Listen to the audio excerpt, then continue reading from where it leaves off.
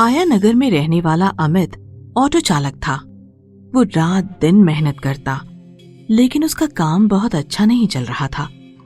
जितने भी पैसे उसे ऑटो चलाकर मिलते थे, वे या तो ऑटो की सर्विस कराने में खर्च हो जाते या गैस भरवाने में खर्च हो जाते थे। घर में हमेशा उसे तंगी रहती थी, क्योंकि वो घर के खर्चे के पूरे पैसे भी नहीं दे पाता था। एक दिन उसकी पत्नी मालती ने उसे कहा, सुनिए जी, क्यों ना मैं भी कुछ काम करूं? मालती, अगर तुम भी काम पर चली जाओगी तो पिंकी और बीनू का ध्यान कौन रखेगा? हमारे बच्चे भी अभी बहुत छोटे हैं। ये मैं जानती हूँ, बच्चे अभी छोटे हैं, इसीलिए घर पर ही रहकर मैं कुछ काम करने की सोच रही हूँ। मैंने अपनी माँ से अचार मुरब्बे बनाना भी सीखा था।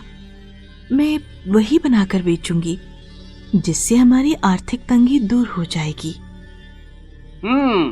तुम्हारा ये ख्याल तो बहुत अच्छा है, परंतु मालती, हम इनको बनाने का सामान कहाँ से लाएंगे?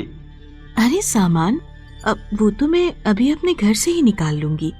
बस आप एक बार हाथ तो कर दो, मैं सारा इंतजाम कर लूंगी। ठीक है, तुम शुरू करो, मैं भी तुम्हारा हाथ बटाऊंगा।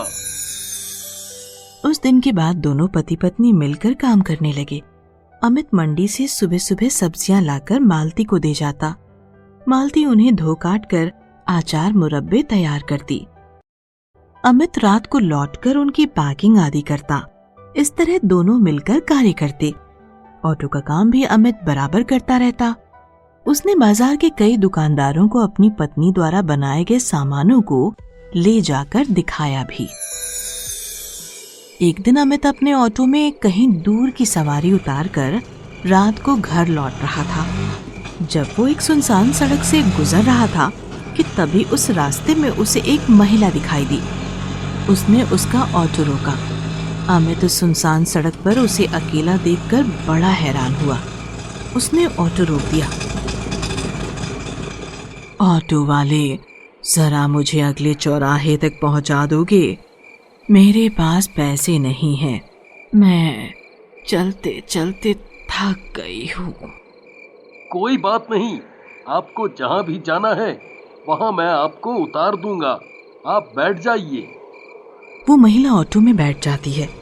अमित उसे चौराहे पर उतार कर घर की ओर चला जाता है। पीछे से वो महिला उसके ऑटो को दूर तक जाता देखती रहती है। अगले दिन सुबह ही मालती अमित से कहती है, अब सुनिए, आज मेरा सेब और गाजर का मुरब्बा तैयार हो चुका है। उसे आप बाजार में दुकानदारों को दे आएंगे? हाँ हाँ, लाओ, मैं दे आऊंगा। मालती ऑटो में मुरब्बे की बरनी रखने जाती है। तभी वहां उसे चांदी की एक भारी पायल मिलती है। वो उसे लेकर घर के अंदर आती है। अरे सुनिए, ये पायल किसकी है? आपके ऑटो में पड़ी थी, शायद किसी सवारी की रह गई है। ओह, लगता है ये उसी औरत की है जो पिछले चौराहे पर उतरी थी। शायद उसके पैर से उतर गई होगी। लाओ, मुझे दोबारा मिलेगी तो दे दूंगा।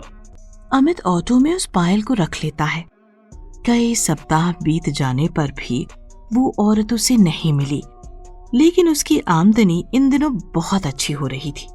साथ ही मालती का कारोबार भी अच्छा चल पड़ा था। फिर भी वो उस रास्ते से गुजरता जिससे वो उस औरत की पायल को लौटा सके, लेकिन वो औरत उसे नहीं मिलती थी। एक दिन वो देर रात उसी सुनसान सड़क से जा रहा था कि एक महिला ने ऑटो को रोकने के लिए हाथ दिखाया। ऑटो, ऑटो, ऑटो रुकना। कहाँ जाना है? मुझे अगले चौराहे पर छोड़ देंगे, पर मेरे पास पैसे नहीं हैं। अरे आप, मैं आपको कई दिनों से देख रहा था। मेरे ऑटो में उस दिन आपकी पायल रह गई थी। ये कहकर अमित डैशबोर्ड से उसे वो पायल निकालकर दिखाता है। वो औरत तब तक ऑटो में बैठ चुकी थी। तुम बड़े ईमानदार हो, ये पायल तुम रख लेते। नहीं नहीं, हमें नहीं चाहिए। मैं कभी किसी का सामान नहीं रखता।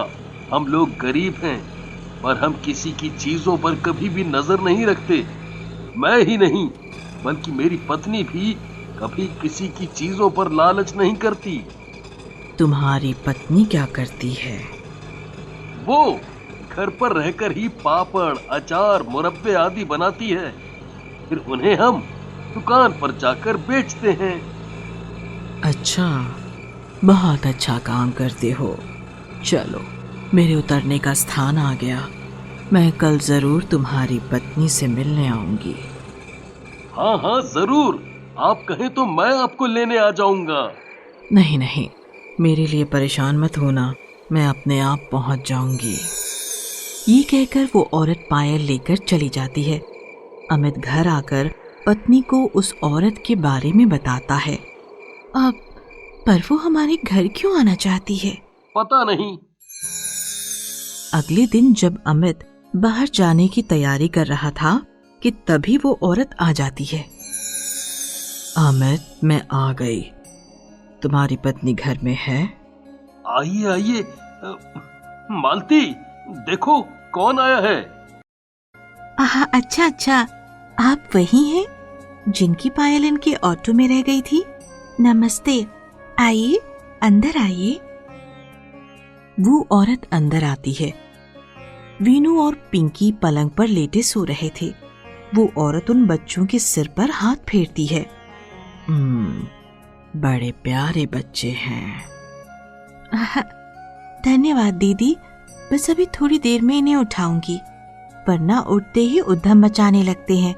मैं इनके उठने से पहले ही सुबह का काम पूरा कर लेती हूँ। अच्छा, सही करती हो। जब ये उठेंगे तब इनसे खेलूंगी। अमित, मालती तुमसे कल रात पूछ रही थी ना कि मैं यहाँ क्यों आना चाह रही हूँ? अरे वो तो मैं ऐसे ही पूछ रही थी दीदी, लेकिन आपको ये बात कैसे पता चली? मुझे सब पता है। जानती हो मालती, मैं भूत भविष्य सब देख लेती हूँ। कैसे? आपको हमारा घर कैसे मिला? मैं यही सोच रहा था। मैं तो आपको अपना एड्रेस नहीं बता पाया था। मुझे कुछ भी बताने की जरूरत नहीं। अमित, मुझसे डरो मत। मैं तुम्हारा कोई नुकसान नहीं करूंगी। मैं एक पवित्र प्रेत आत्मा हूँ जो अपनी मुक्ति की तलाश में भटक रही है। हाँ, प्रेत आत्मा? हाँ मालती, पर मुझसे डरने या घबराने की जरूरत नहीं है। पर दीदी, आप जो कह रही हैं उसको सुनकर तो कोई भी घबरा जाएगा। मैं आपसे खुद ये प्रार्थना करता हूँ कि आप कृपया मेरे परिवार को कुछ ना करें। मैं तुम लोगों का कोई नुकसान नहीं करूंगी। अमित, देखो, तुम ही एक ऐसे सज्जन पुरुष मुझे मिले हो जिससे मैं अपनी मुक्ति की बात कह पा रही हूँ। मुक्ति? हाँ मालती, मैं प्रेत योनि से मुक्त होना चाहती हूँ। वो महिला उन्हें बताती है। अमित, पूर्व जन्म में मैं अपने माता पिता की इकलौती संतान थी। मेरे पिता और माता पूजा पाठ करा करते थे। इसके अलावा वे सबकी बहुत मदद भी किया करते थे। मेरी शादी एक ऊंचे घर में हुई थी। मेरे पति भी अपने घर में अकेले थे। हम दोनों निसंतान थे। मेरे पति की मृत्यु के बाद मेरा ध्यान रखने वाला भी कोई नहीं था। मेरा क्रिया कर्म भी ठीक से नहीं हुआ, जिस कारण मेरी आत्मा को मुक्ति नहीं मिली। ओह, ये तो बहुत बुरा हुआ। पर आपकी मुक्ति कैसे हो पाएगी? क्या किसी से पूछें? बस तुम दोनों मेरे लिए हवन और शांति पाठ करा दो, तो मुझे मुक्ति मिल जाएगी। अब मैं जरूर आपकी मुक्ति का उपाय करूंगी। क्यों जी, आप क्या सोच रहे हैं? मैं बस यही सोच रहा था कि आपको हमारे बारे में किसने बताया? मुझे किसी ने नहीं बताया, बल्कि मैं खुद ही ऐसे किसी परिवार को ढूंढ रही थी जो लालची ना हो मुझे कई ऐसे लोग मिले जो मुझे कैद करके उल्टा सीधा काम कराना चाहते थे। हाँ, दुनिया में तरह तरह के लोग हैं, पर आप निश्चिंत रहें, हम जरूर आपकी मुक्ति की प्रार्थना करेंगे। मालती, मैं तुम दोनों को एक जादुई संदूक देती हूँ जिसमें हमेशा जेवर और रुपए पैसे भरे रहेंगे जो कभी खत्म नहीं होंगे। तुम अपना व्यवसाय भी अच्छी तरह से कर सकोगी और इन प्यारे बच्चों का पालन पोषण भी अच्छी तरह से कर सकोगी। इसके लिए आपका बहुत बहुत शुक्रिया, लेकिन हमें कोई लालच नहीं है। मैं और मालती आपकी मुक्ति के लिए उपाय अवश्य करेंगे। अमित, मैं तुम्हें अपना वारिस बनाती हूँ। तुम्हें मेरा बेटा बनने में तो कोई दिक्कत नहीं है। अरे नहीं नहीं, कोई दिक्कत नहीं है। आप हमारे लिए पूजनीय हैं। ये कहकर दोनों पति पत्नी उस महिला के पैर छूते हैं, जिसे देखकर वो महिला गदगद हो उठती है। मालती और अमित उस महिला की मुक्ति के लिए पंडित को बुलाकर हवन आदि कराने की बात कहते हैं। पंडित उन्हें आने वाली पूर्णमासी की तिथि बताते हैं। अमित उस महिला से तब तक अपने घर में ही रुकने का आग्रह करता है, लेकिन वे महिला नहीं रुकती, बल्कि पूर्णमासी पर ही लौटकर आने की बात कहकर चली जाती है। 10 दिन के बाद पूर्णमासी का दिन आता है। उस दिन पंडित जी हवन करते हैं। अमित और मालती पूरी विधि विधान के साथ हवन कराते हैं और बाद में पंडित को दान दक्षिणा देकर विदा कराते हैं। महिला की प्रेतात्मा धुआं बनकर आसमान में उड़ जाती है।